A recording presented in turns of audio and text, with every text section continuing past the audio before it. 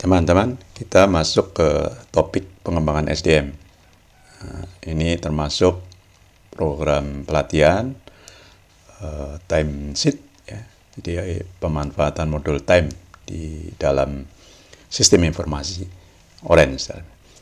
Nah, yang kita pelajari di topik 7 ini adalah jenis-jenis pengembangan, kemudian jenis-jenis pelatihan, dan yang terakhir nanti implementasikan modul time untuk pengelolaan proyek, penugasan, dan pembuatan laporan tugas atau time sheet.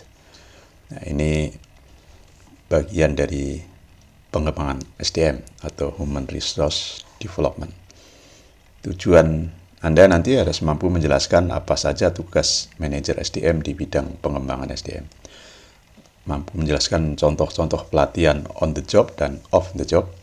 Dan terakhir, mampu menggunakan SI SDM Orange SRM untuk presensi yang paling mudah, dan kemudian untuk penugasan proyek dan pelaporannya. Ini bagian dari pengembangan karena ada sistem penilaian oleh atasan SDM tersebut. Nah, sebagai pengantar pengembangan SDM itu dilakukan untuk meningkatkan kemampuan, skill, hard skill maupun soft skill SDM agar memenuhi tuntutan organisasi atau perusahaan, sehingga tidak tertinggal mengikuti perkembangan kebutuhan dan perkembangan zaman. Dan SDM itu akan meningkatkan produksi perusahaan tentu saja, ya. Salah satunya adalah melalui pelatihan dan pengembangan karir. Nah, kegiatan pengembangan sebenarnya dimulai ketika pegawai itu masuk, diterima. Di topik sebelumnya, ketika dia sudah diterima, diberikan orientasi. Setelah itu diberikan pelatihan. Nah, ada dua jenis pelatihan on the job, yaitu pelatihan sambil bekerja dan off the job. Penilaian kinerja nanti di topik ke-8, itu bagian dari pengembangan. Demikian pula pengembangan karir di topik terakhir nanti, ya. Nah, di sesi ini kita menggunakan Orange SRM untuk pengembangan dari sisi penugasan dalam proyek, ya. Jadi gabungan antara tugas dan pelaporan sebagai bagian dari pengembangan kompetensi SDM. Kita mulai dari materi yang dasar atau teori, ya. Konsep dari pelatihan on the job itu apa? Yaitu pelatihan yang dilaksanakan bersamaan dengan bekerja. Jadi pelatihan dan bekerja menjadi satu kesatuan. Misalnya dibimbing oleh karyawan senior atau atasannya. Contohnya coaching, ya. Jadi coaching itu bekerja sambil dibimbing. Instruksi pekerjaan, jadi diberikan langkah-langkah, instruksi-instruksi yang bisa dikerjakan. Nanti dinilai setelah itu, dan lain-lain. Lalu apa itu pelatihan off the job? Nah, salah satu contohnya adalah simulasi. Ini pelatihan yang tidak bersamaan dengan bekerja, jadi terpisah. Misalnya studi kasus, ya, diberikan contoh studi kasus. Role playing, jadi memerankan suatu pekerjaan atau jabatan tidak dalam kondisi nyata, ya. Laboratorium, jadi pelatihan seperti umumnya pelatihan, ya, di dalam lab atau di lapangan, gitu, ya. Business game, ya, ini mirip role playing, hanya ini lebih luas, ya, dan lain-lain. Pelatihan of the job yang kedua adalah presentasi, ya. Presentasi ini yang umum dilakukan dalam pelatihan, misalnya berupa kuliah kalau pendidikan formal, ya. Video, ya, video presentasi yang direkam, seminar, computer based training, ya, pelatihan melalui komputer, sama e-learning yang dari internet. Self study, ya, diberi bahan pelatihan untuk dipelajari sendiri. Ini kelompok presentasi, pengertiannya itu di naskah atau bahan pelatihan sudah disiapkan.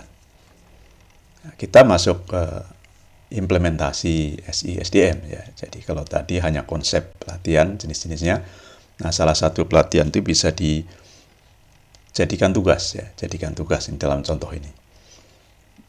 Jadi modul time itu selain untuk kehadiran, untuk mencatat masuk dan keluar, juga bisa digunakan untuk penugasan. Nah, penugasan contohnya misalnya pelatihan. Jadi pelatihan hanya contoh. Lalu setelah mengikuti pelatihan, pegawai harus membuat laporan atau mengerjakan proyek. Selain pelatihan, dia harus buat laporan. Nah, laporan itu dibuat dalam bentuk timesheet. Nah, setelah ini kita demokan bagaimana proses penugasan seorang SDM dalam suatu kegiatan, misalnya pelatihan. Kemudian langkah-langkahnya nanti dicoba ya, disimulasikan dan dibuat laporannya. Ini proyek pelatihan 1 ya, yaitu penugasan. Contohnya admin Orange itu misalnya membuat proyek namanya pelatihan digital marketing misalnya.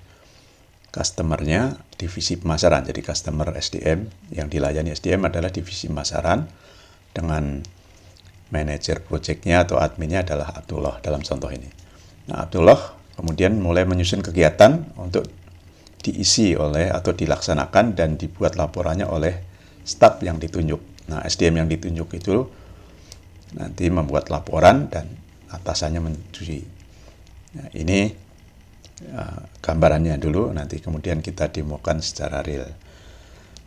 Jadi menambahkan project ya, masuk ke modul time, kemudian klik project info dan di situ add project, menambahkan project, nama customernya siapa. Ini customer bagi divisi pelatihan ya, jadi bisa internal. Kemudian manajer yang ditunjuk tadi membuat program ya, urutan program. Nah, program kegiatan dalam proyek itu contohnya ini misalnya pelatihan. Proyeknya pelatihan on the job misalnya ya, sambil membuat halaman page, misalnya, halaman web.